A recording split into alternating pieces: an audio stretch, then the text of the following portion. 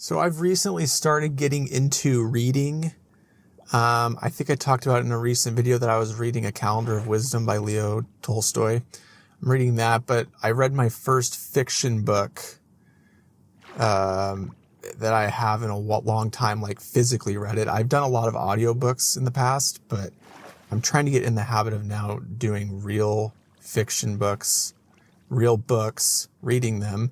I've historically had a bad time like with reading comprehension in my life and not being able to focus when I read. But I just read, I asked AI to tell you guys the truth. I went on Microsoft Copilot and I said, I have like a hard time with reading comprehension, blah, blah, blah. What would be a good entry level, like classic book for me to get into the classic stories? Cause I really want to get into a lot of literature and just books in general and read those.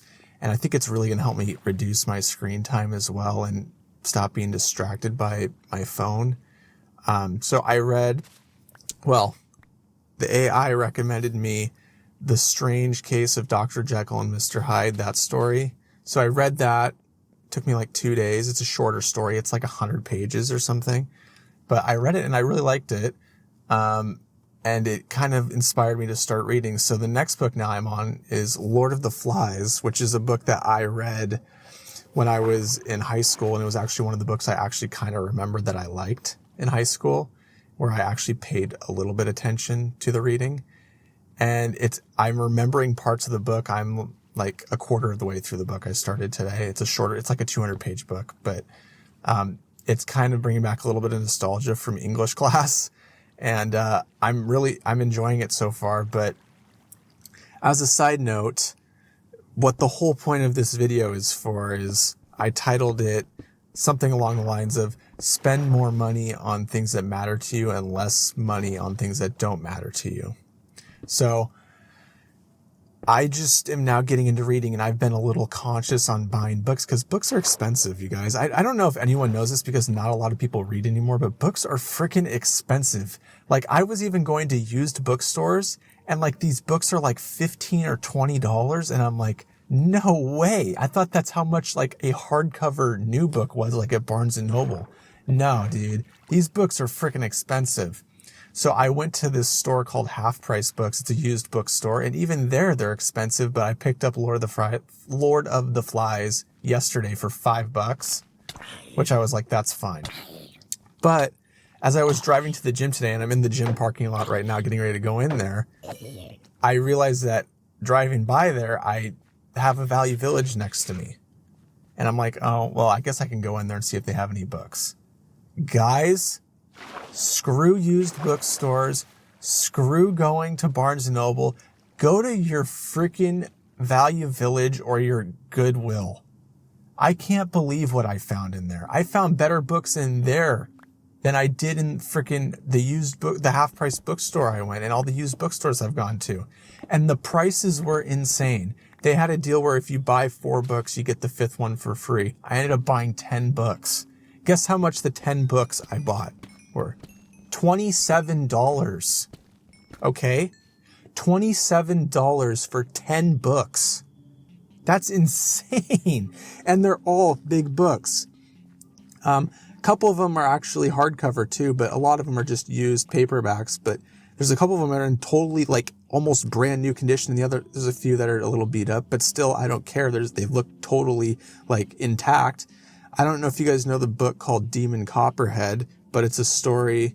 It's like one of the biggest stories in the last years. I don't remember what year it came out, but it's a huge book. I got the hardcover version for $4 or $4.50.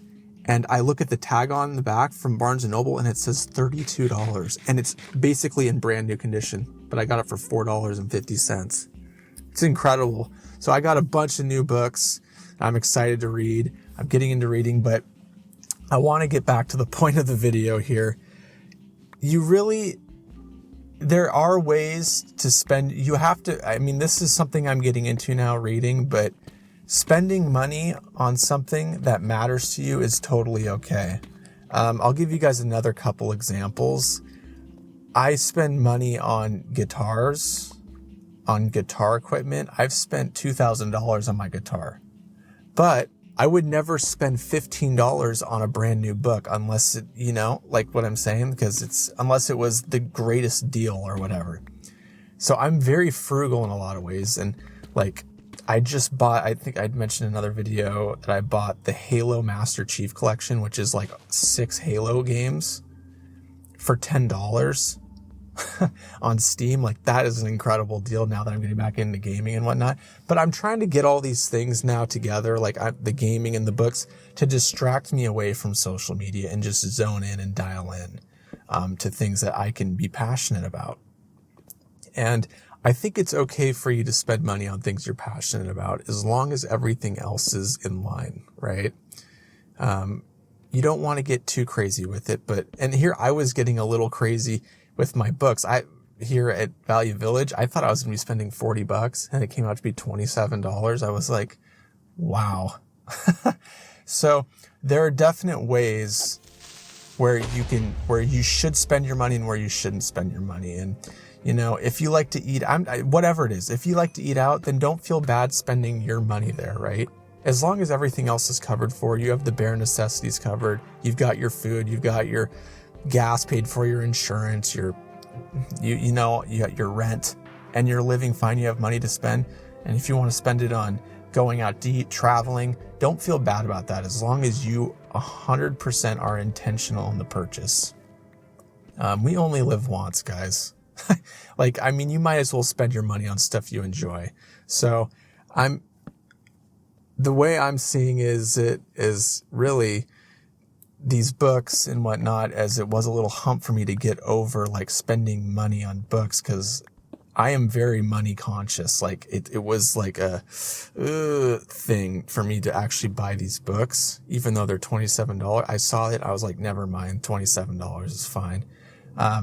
So that's the way I see it. There are definitely things you shouldn't be spending your money on. I've made videos about it, like buying a brand new fancy car. Like, that is crazy. But you can spend your money on a good car. I mean, I guess you can justify it unless you're like someone that's super into cars and blah, blah, blah. But for the general masses, that doesn't obviously make sense. But I want to share again. Don't feel bad about buying stuff that you like, right? Well, if they're Beanie Boos or, I don't know, custom made blankets, I don't know, t-shirts, Pokemon cards, sports memorabilia, I don't know. There's so many things that are collectible and so many things that you can get into, so many niche things. Maybe you're into going to the movies every week.